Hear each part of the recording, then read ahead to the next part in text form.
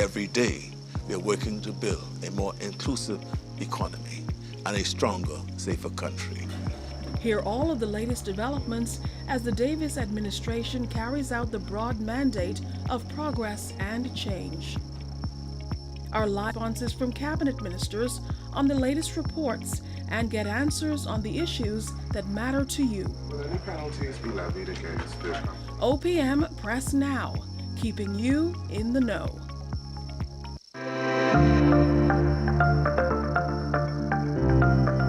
Drop one leaf. Okay, drop your grits. Okay. Grits. No, Minister, it's too long. No, let me one question that, Minister. Yeah. Okay. Prime Minister Philip Davis was wearing a different hat, but still had the final say on a hearty serving of breakfast, serving alongside parliamentary colleagues in the partnership with the Kiwanis Club. Prime Minister Davis touted national service as an impetus for change. We all call it good service. Unfortunately, culture, ability to serve, we've lost that. This effort is trying to reignite and to recalibrate our thinking as to why we need to be helping one another. Good morning. It's beautiful, the helpful feeling that the Prime Minister come down and serve us breakfast here. I made a settlement of Kinder's Point and it's beautiful. Shedding his chef hat for the day, the Prime Minister signed it as a memento, as this Grand Bahama resident reminisced on the first independence. 50 years ago, I was in Freeport, Grand Bahama. July 10th, I was on the Y ground while the flag was going up. So was rejoicing because it was like a mixed feeling. You understand me? But I didn't like it. I didn't know what was going on, didn't understand it. But I see the aquamarine gold, and I love it. Keeping you in the know, this is OPM. A new Bahamian food business. Many of these businesses were started during the pandemic, and they really highlight Bahamian resilience and ingenuity. To the OPM press conference and share your dream with the country. Who go win this? Listen, we're getting ready for the Bahamas Golden Jubilee Games. July 7th through the 15th. Get ready. Donis! The 6th edition of the Bahamas Games. Who go win this? You didn't scare me! Ah!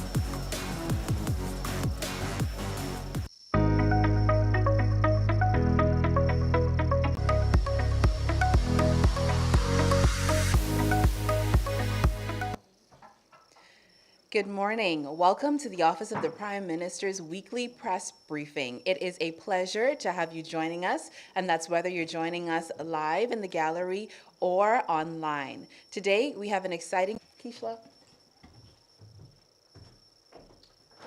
Thank you, Jillian, and good morning. Of immigrant or migrant movements. We are joined by the Minister of National Security, the Honorable of Interdiction. We're also joined by the Commodore of the Defense Force, Mr. Raymond King, who will give us some further particulars on that. We will also be addressing the very timely issue of climate change. For that, we will speak with Special Advisor in the Office of the Prime Minister, Rochelle Newbold, who will tell us about an upcoming conference and what that will mean for helping the Bahamas turn the corner on this. Thank you. I'm Keishla. I've been asked to give an update on issues touching and concerning national security generally and security with regard to security of the persons. I intend to deal with two different class of matters. The first is the migrant. Humans discuss the developing trends in migrant movements and to look at the actual numbers of interceptions, to discuss also a shipwright agreement, asset HMBS LL Smith, and a recent interception. I then intend to address the trafficking in persons from the point of saturation patrol efforts of the police. Let me start from the back coming forward.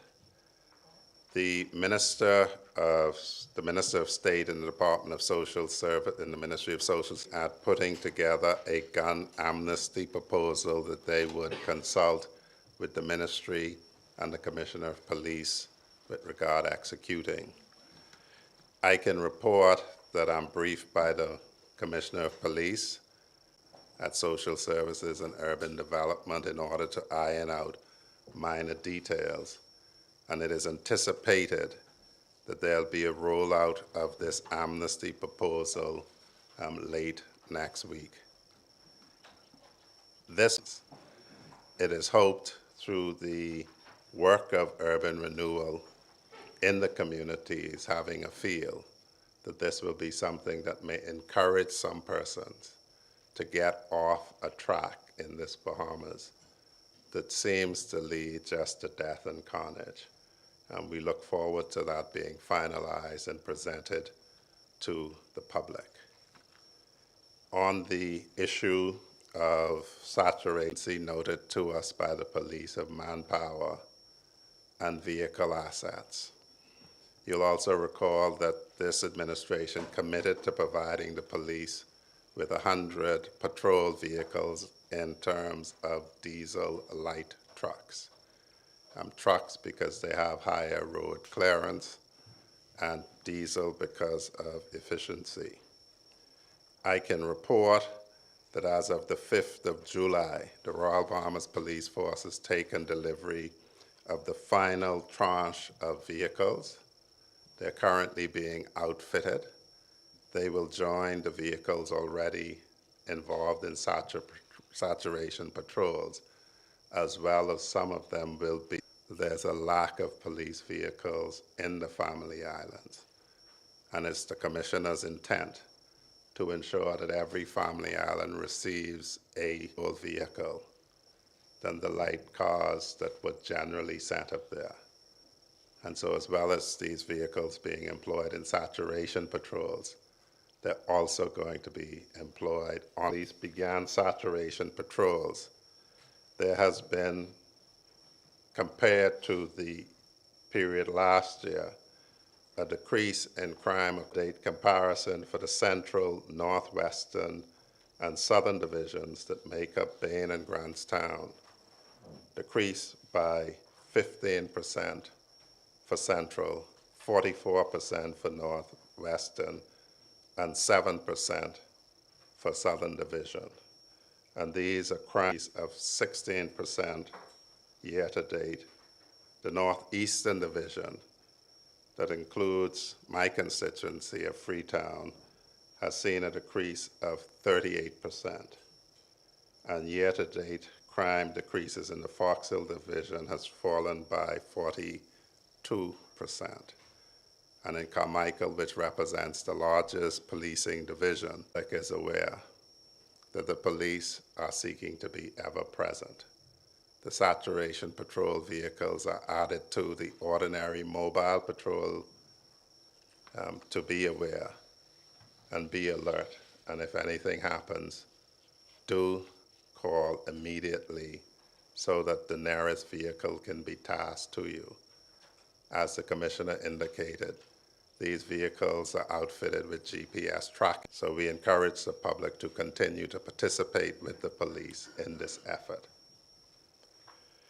I was asked also to address the trafficking in persons report by the work in trafficking in persons with regard whether they will engage aid to the country in certain areas. The report has found that we meet the minimum standards for the elimination of trafficking by the U.S. State Department. But because Article 18 of our Constitution provides, no person shall be held in slavery or servitude. No person shall be required to pay derogations. Coming from our history of slavery, that is not surprising.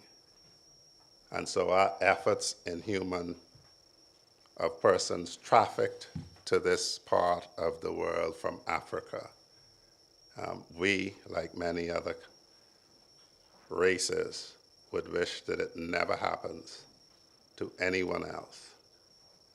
So we're happy to report that we were found press briefing with the coordinator of the TIPS Secretariat in the Ministry of National Security that we are a little disappointed in how the recommendations of the U.S. State Department are phrased, bearing in mind the context of the report.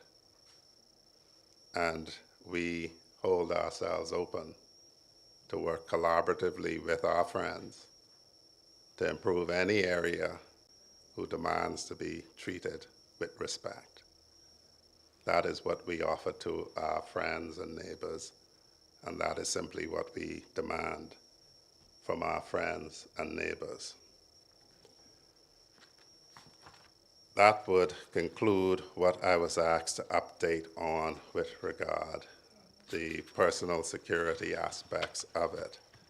I don't know if it would be convenient at this point if you have any questions on that aspect of it, that I field them now before we move on to the large area of national security, border security, and migration. Okay. You mentioned about the vehicles, is in terms of how many vehicles they have, because I think over like recent months we've seen them get other vehicles as well. I think they got some bikes. My neighbors and friends to the north, the U.S., through their INLA project program, they have received 100 patrol trucks and 50 additional patrol motorcycles. So do you know how many vehicles they have in total now? And I understand in the entire fleet fleet would have been sent to the family islands as well, if I'm not mistaken. Are you able to say?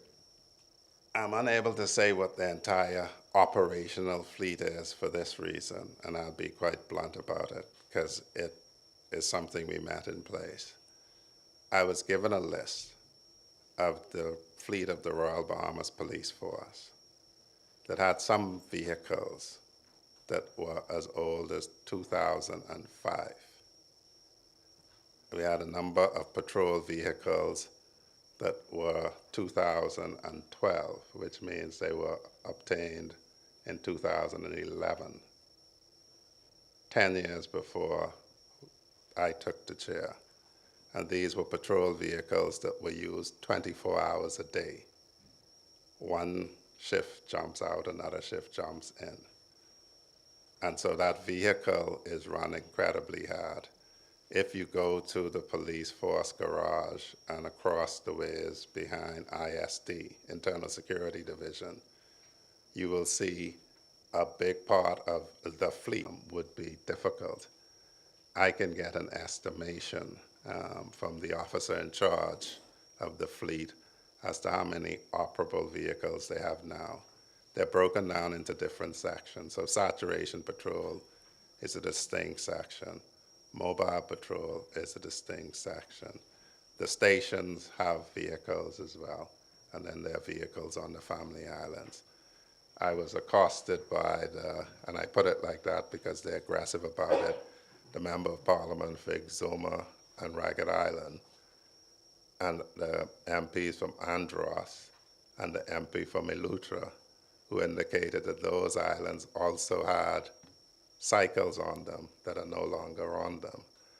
And so the islands continue to call for equal treatment for police resources, and we will do our best to satisfy them. I read in the to use national symbols. Is there any update in that regard, and are you able to tell us which retail that is? Yes, certainly. In May of this year, the Ministry of National Security put up use for retail commercial purposes of the flag, the coat of arms, or any part of them required the approval of the Ministry of National Security. There's a fee, the princely sum of $20 for that application, or a prison term of 3 months, or both. And the court can forfeit all of the inventory that is in contravention. We advised that in May, twice. Earlier this week, my gateway, without having to come into the ministry, pay their $20 online. From May to now, a number of retailers who clearly were unaware applied for permission and were granted permission, flag on it. Permission was applied for that and granted. At the press conference that they have a task that they do, they look online, and as people advertise products with the flag or coat of arms, they check to see has this person obtained permission, advertise broadly, and put an email address in their advertisements, were emailed, not lose thousands of dollars of inventory for the want of $20. I'm made to understand, or having received the email, but they found their way into the ministry yesterday, paid their $20. And one person, we continue to watch social media as you advertise your items and where you can be identified. That section of the ministry contacts you. This whole situation had turned out with you saying they didn't do it when there are pictures of some government officials wearing Bahari apparel. We can find some pictures of some people. You know, what do you say that you're trying to enforce the law, but then you have other people in this administration? Somebody who goes into a store will ask the store owner, let me see your license. That's not the job of the customer. The customer commits no offense. The retailer commits the offense. And so it's the retailer's product.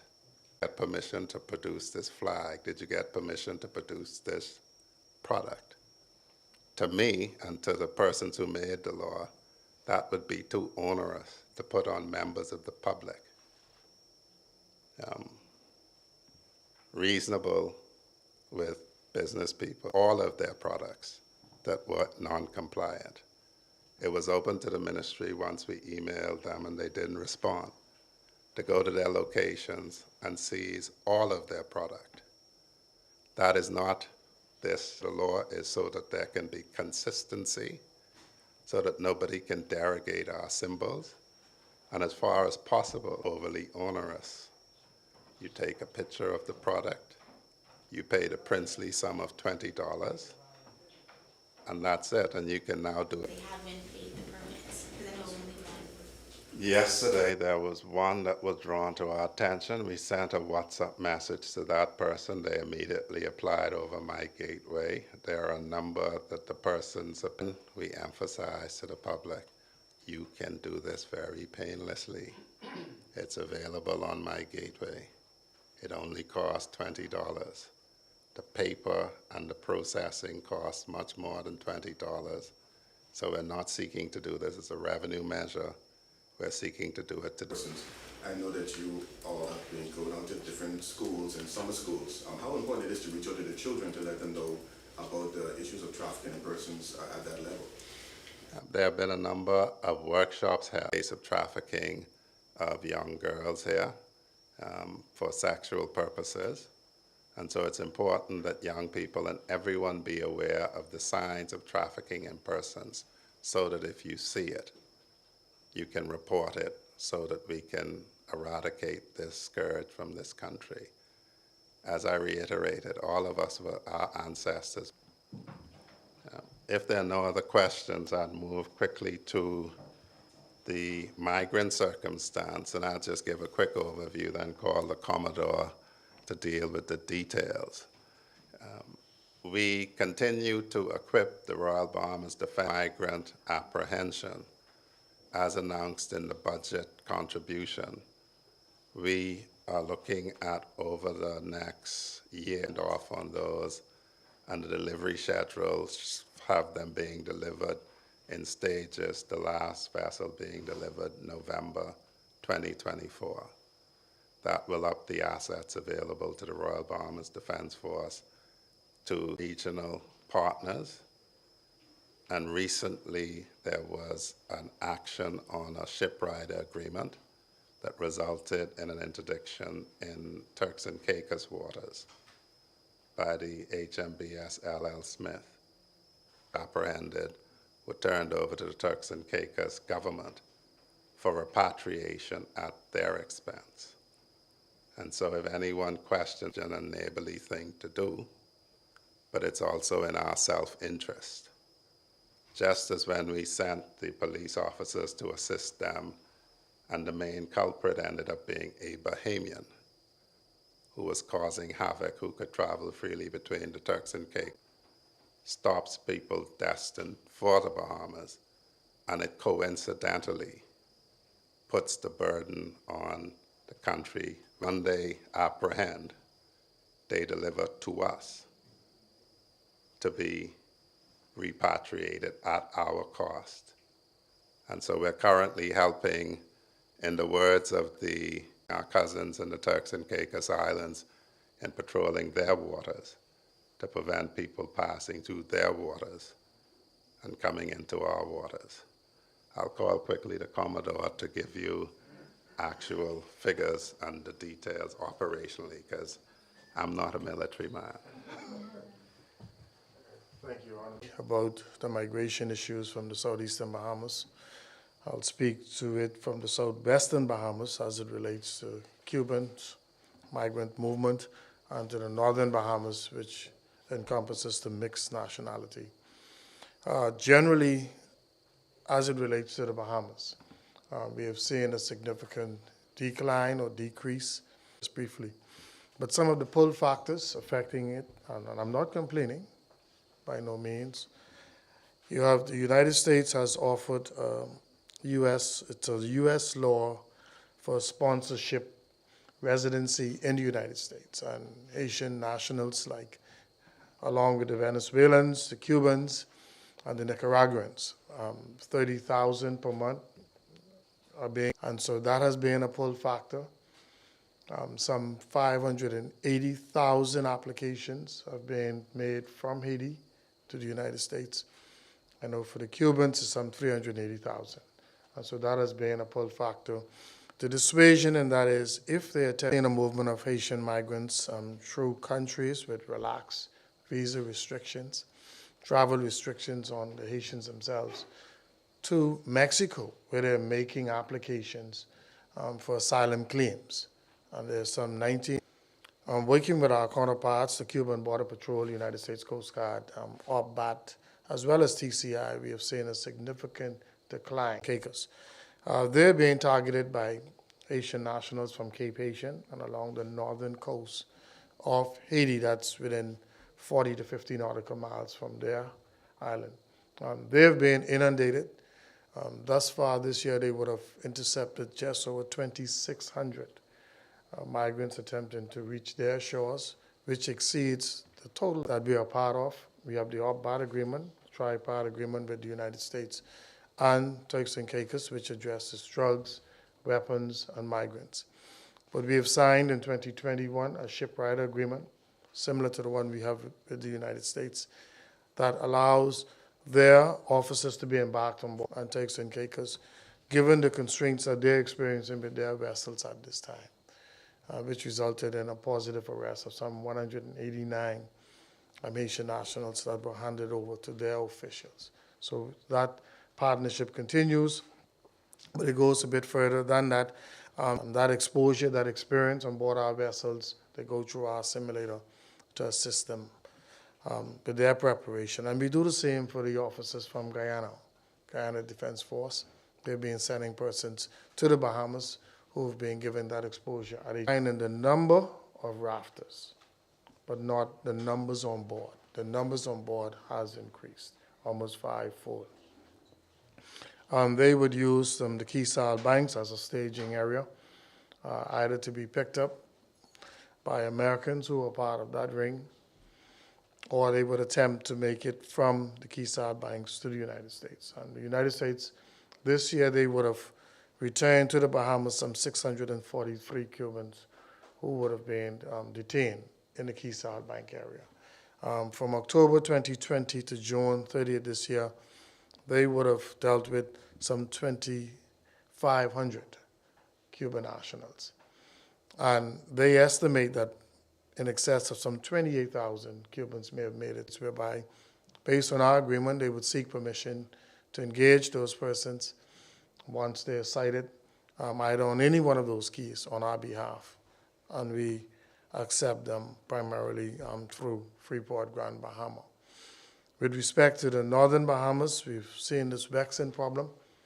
There are persons from Asia, Europe, Africa, and Bimini and Grand Bahama to be smuggled to the United States. This year we have accepted some 775 persons, mixed nationalities, returned who were intercepted at sea. And so, but we intend to fortify our position with additional vessels and manpower to Grand Bahama. We're using all of our intelligence sources. We're relying on the United States intelligence network as well. And we're working with the Belize Marine Unit to see if we could really stem that transnational crime that is being committed, persons moving from Bimini and Grand Bahama to the United States. The final point, in caught up on these vessels, when they actually have permits, work permits to be here. That means they will have been in the Bahamas for some time.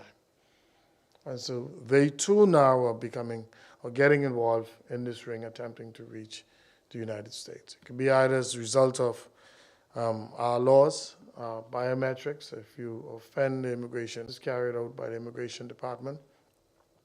And I think they're really concerned about the task force work that is ongoing to address the unregulated community. General overview of the trends that we've observed, but we continue to remain postured, particularly during periods like this. We have an independence period, and we have a number of activities, but we haven't relaxed our strategic posture. We are strategically positioned to protect our borders at this time. So. Other questions for the Commodore? No, you mentioned the four vessels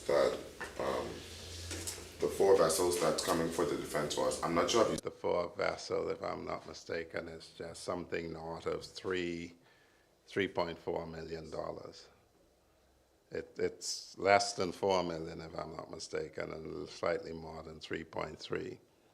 The funds that we use were the funds that were allocated for the replacement of the HMBS 80 Hannah, where we committed in the Commodore and his technical committee presented to me at the ministry the three bidders for that vessel, being namely Daman, an Indian shipyard, and an Israeli shipyard. And so we hope shortly to take that decision to Cabinet for Cabinet coming after me. It behooves us to speak it and not live it. And so it will be an eco-friendly vessel. And hopefully, if all goes well, she should be laid down. Thank you. Thank you very much, Mr. Monroe, Commodore, for that very comprehensive report. We're going to move now to the issue of climate change. Ms. Rochelle Newbold, who is the Climate Change Advisor, Special Advisor here in the Office of the Prime Minister, will give us details of a special conference will be. Ms. Newbold, welcome.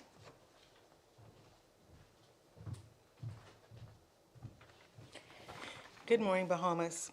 Last year, we would have started a program of youth empowerment where we spoke about the inauguration of another initiative that is being taken by this office, which is to deal with the Sustainable Development Goals and our first ever National Sustainable Development Goals Conference, which will be held on July 12th at the University of the Bahamas in the Performing Arts Center.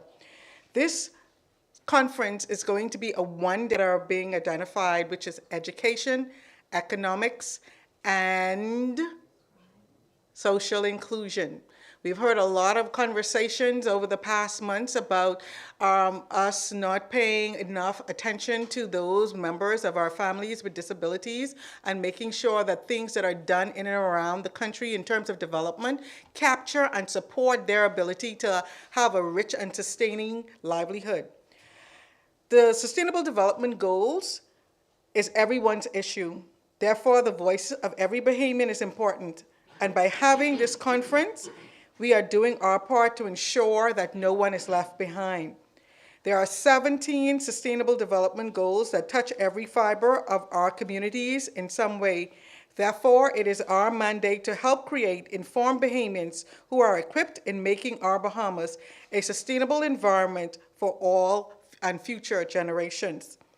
This conference presents the opportunity for all Bahamians from every sector of society, including those in the Family Islands, to participate in person or virtually. We want to be inclusive, who will help disseminate and transform the message of sustainable development into actions and opportunities for every Bahamian. This conference is open to all, and it is our hope that you will leave with the necessary information. There'll be 3 important activities that would be held. There are going to be 3 particular panels, 4 actually.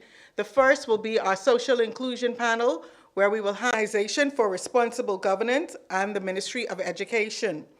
We will then also have another panel discussion which will deal with economic prosperity, and these will be individuals from the Bahamas Development Bank, Access Accelerator Small Business Development Center, and Fidelity Bank and Trust International Limited. And our key panel discussion will be held by the Prime Minister himself, and on that panel he will have the Honorable Minister Glenys Harner Martin, who will deal with matters relative to education, the Honorable Obie Wilchcombe, the Minister of Social Services and Urban Development, and Senator the Honorable for this conference at sdg.gov.bs. And through this registration, you will be allowed to participate in this event, and also we will be providing lunch. If you do not register, we will not be able to provide you with any lunch. So we strongly encourage you to register so that we can make sure that lunch is made available to you. And as we said, the event will be live streamed, so those members in the Family Islands who were not able to travel to to Nassau for this one-day event, we want you to participate, because in our Family Islands, we understand that sustainable development is a priority there. And while we may have our own opinions about how development is occurring in New Providence or Grand Bahama, our Family Islands give us the opportunity to plan for the futuristic sense, because we're starting somewhat from a fresh and a clean lens. So to get feedback from those members in that society about what they would like to have and how they would like to have it done is very important to us, as well as identifying what the gaps are. The SDGs, or the Sustainable Development Goals, are 17 principles that globally everybody accepts are important principles for the livelihood of all mankind. So we would like to hear from our Bahamian colleagues throughout the country as to what that would entail. Also, we would also like to advise that during this event, there is also an opportunity through a partnership with the Bahamas Development Bank, Cable Bahamas, to develop a youth partnership program. I will allow my colleague, Mr. Charles Hamilton, Climate Advisor, to speak to our second year for our climate conference, and he will talk about all the youth empowerment programs that are going to be held there. But I would also like to bring to the podium Ms. Samaya Cargill from the Bahamas Development Bank, who will speak to the importance of having our private sector partners participate in this upcoming event on July 12th. Ms. Cargill.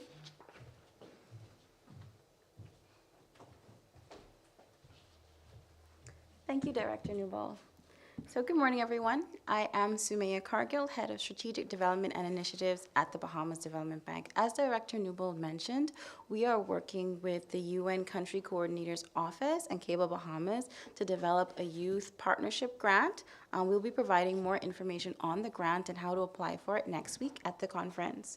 But as chair of the SDG Technical Committee for Economic Prosperity, it is my pleasure to also invite all interested persons to attend the SDG conference. This conference is intended to provide an opportunity for Bahamians to contribute to meaningful dialogue on the issues that impact our prosperity as a nation, the well-being of our families, and individual opportunities to thrive. The SDGs are a pathway to economic growth, resiliency, and competitiveness in a manner that preserves the natural environment. But perhaps more importantly, the SDGs emphasize that these benefits must be accrued to all. Economic prosperity is more than quantitative numbers that reflect GDP growth or average household income. It is also the intangible perception that we have sufficient resources to do more than simply survive. Therefore, as we draw closer to our 50th anniversary of independence, it is time for a reflection on whether Bahamians are truly feeling the benefits of economic growth, if we feel satisfied with our quality of life, and if our dreams are attainable. We must consider what has worked and what we have to do differently so that all Bahamians can have a feeling of prosperity. This discussion should include as many diverse perspectives as possible, and it is intended to lead to tangible investment that will bring about the greatest prosperity for Bahamians. I therefore encourage you to RSVP at sdg.gov.bs so that together we can chart the way forward. One of the functions of the SDG technical committees is to channel the recommendations and advice of the public on matters of SDGs to the Office of the Prime Minister. We value your input and intend that this conference marks the beginning of deeper public engagement on the SDGs through these committees. Thank you. Thank you, Director Newbold. Thank you, Ms. Cargill. Another thing we want to draw to your attention regarding the SDGs is that the SDGs come to a global report card by 2030. So within 7 years, all countries of the world have to give a report regarding how they have implemented those 17 goals and how their populace has benefited. And therefore, it is very important to us to get the feedback from the members of our society so that we can see how we are improving and where the areas we need to improve, where the gaps are, what the desires are. If we don't hear from you, we will continue in a blinded way thinking that we've covered everything because you have not said anything. So this conference, which we intend to have annually, at least for the next 7 years till we hit the 2030 mark, is your opportunity to give us feedback. I also would be remiss if I didn't allow you to understand what the theme of this conference will be. It is transforming the Bahamas through economic prosperity, social inclusion, and partnerships for a sustainable Bahamas. All of these things are important. If now that we 50, and those of you in the general public who 50 know everything don't function the way it used to when you was 20, and so you need to also pay more care and attention as you seek to go into your more matured years to deal with things that are necessary so that you can enjoy those years. The same is required for us as a nation as we move forward. We need to address all these growing pain issues as we move forward to a more matured presentation in terms of our development and our people. With that, I wish to conclude about that conference, and I will now yield the stage to my colleague, Mr. Charles Hamilton, who will speak about our Climate Youth Conference, and I think you guys are a little bit more familiar with that, so I'll turn the stage over to him.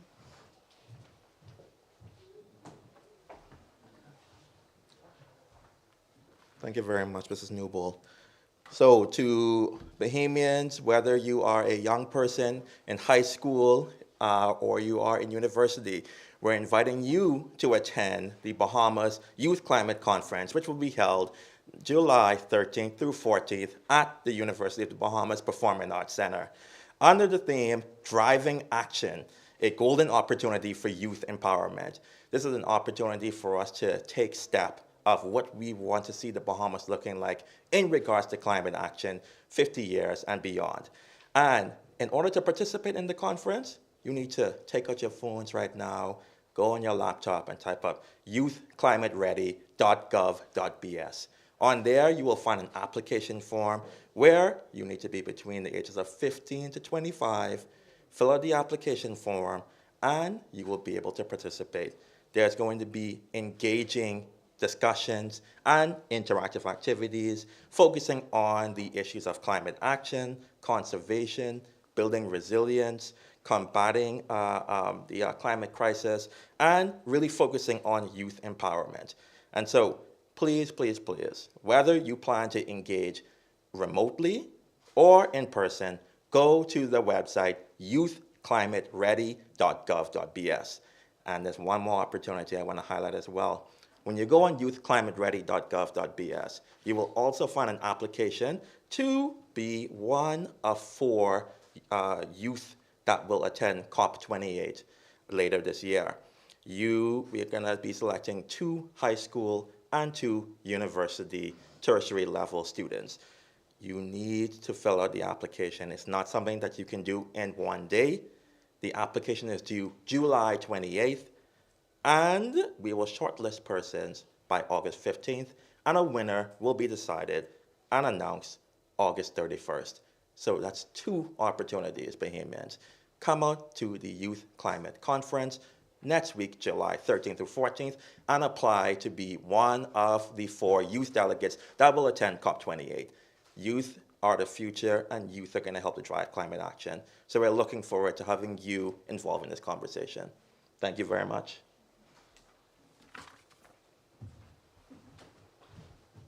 Thank you, Mr. Hamilton. So is there any questions with regards to either one of the conferences? Straightforward. Sign up, be out there, have your voices heard. Great. Well, as usual, we're always looking for those Bahamians who will be representing for COP28, which will be in Dubai, in the United Arab Emirates this year. And we see this as an opportunity, as always, to do the empowerment, the necessary process. We just got the IPPC report, the IPCC report this year. It doesn't look good for us. It's very important for us to get our kids up to speed, knowledgeable, engaged globally, because they will be the leaders of tomorrow. And as it relates to the live streaming will occur for both these conferences, which will run back to back from the 12th, the 13th, and the 14th on the OPM Facebook page. So we will be monitoring that page. We will be taking your questions from that page, and we'll be responding to you. Thank you, Bahamas. Thank you very much, Ms. Newbold and team. Thank you very much. We will now turn to another important subject matter, the issue of food security and growing things locally. We invite now Ms. Kendia Smith to the podium, the Communications Officer with the Ministry of Agriculture, on their latest initiative and push towards that.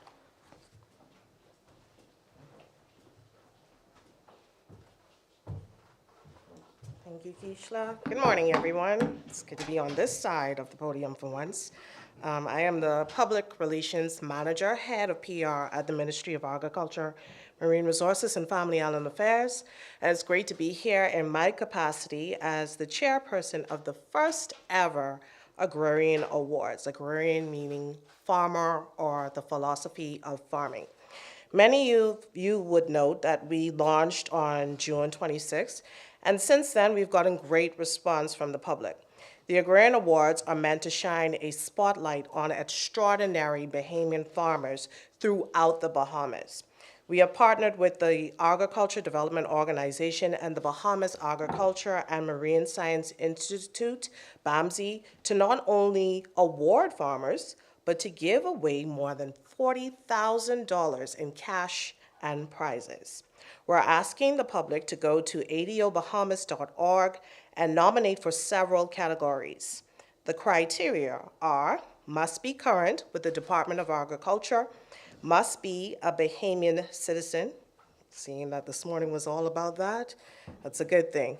Must display use of good agriculture practices, must have contributed to the overall development of agriculture, must have been farming for at least 3 years, and must be able to prove some level of commercial sales with records for the past 2 years. So here are the categories. Male and female farmer of the year to win a cash prize of $10,000. The Prime Minister's Youth Male and Female Farmer of the Year will win $5,000 and a full scholarship to BAMSI. Schools and communities, that includes churches and neighborhoods, can win up to $5,000 in supplies. Schools and communities are exempted from certain conditions of the criteria. Even more interesting is the Backyard Farmer of the Year award. A nominee simply has to follow our Facebook page and send their photos to moamrfia@gmail.com. Next, we will post their photos, and the followers of the page will be able to vote on their favorite backyard farmer. We must emphasize that this is not just about likes. You must follow the page in order for your vote to be counted. The winner of this award will win $2,500. We would also like to congratulate the recipient of the first ever Minister's Choice Lifetime Achievement Award winner, Diane Lady Di Thompson, who will receive our top prizes. The finalists will be announced at a later date after they have gone through the vetting process with the Department of Agriculture and a special blue ribbon panel. We are looking forward to a robust national competition with nominees and an extraordinary green carpet event on September 16 at Margaritaville at 7 p.m.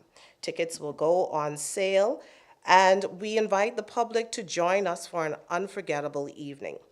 We are looking forward to honoring our unsung heroes in agriculture for our country's 50th anniversary, as farmers have and continue to have a special mark on our culture and history. We are hoping that these awards will create a movement in agriculture and encourage Bahamians to make considerable efforts to advance food production in our country. I would also like to say a special thank you to our sponsors, our title sponsor, ADO Bahamas, BAMSI, Super Value, AFS Insurance, Alive, Island Site Development, Royal Caribbean, Caribbean Bottling, Centerville Food Store, The Movie Group, and also our media partners, the Broadcasting Corporation of the Bahamas, Jones Communications, the Guardian Group of Companies, and the Tribune Group of Companies. Thank you, and I'm happy to answer any questions that you may have. I just want to know what the feedback has been like so far from the public. Well, the feedback has been great for the top prizes, Farmer of the Year and Female Farmer of the Year.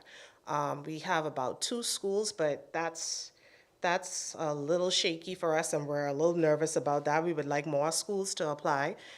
We would also like more churches to apply and neighborhoods, because these are really great prizes and we want to encourage food production. So, and the youth. We haven't gotten much youth as yet. Youth, I must say, is anyone under the age of 30. So if you know any youth who would love to have $5,000 towards their farm, please ask them to apply at adobahamas.org. It's going to be yearly? No, we are looking at it being biannual. We're actually also looking at creating a similar program for fisheries, because we are the Ministry of Agriculture, Marine Resources, and Family Island Affairs. So we're hoping that we do something next year for fishermen, and then the next year, agriculture again. Any other questions? Great, thank you.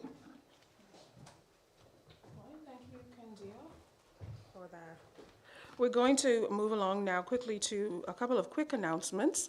Prime Minister Philip Davis is due back in the capital today. Of course, he was in Trinidad and Tobago attending CARICOM talks, where he turned over the chairmanship of CARICOM, which he had held for the last 6 months. Issues on the agenda, as you know, included issues including gun trafficking, migrant trafficking, human trafficking, immigration matters, and a full account of the outcomes of those talks is forthcoming.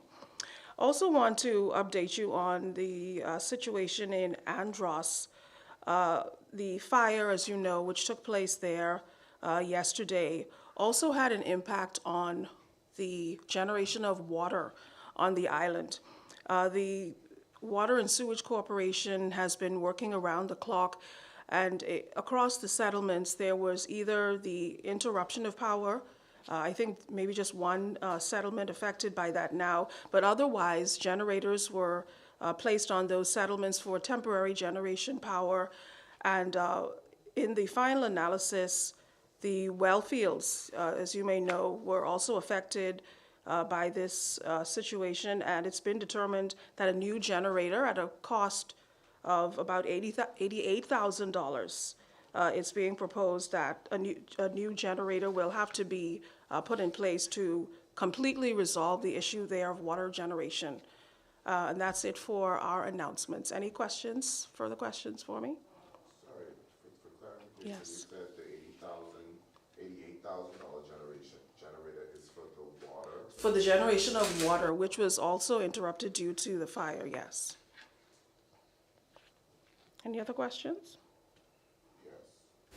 Sorry. The questions that I sent in. Are you able to provide the cost for the trip to the coronation this year? I don't have any particulars on that, unfortunately. I can check again to see if that is something that's been made available and update you on that as soon as I can. And celebrations that we've been. No, we don't have those figures available.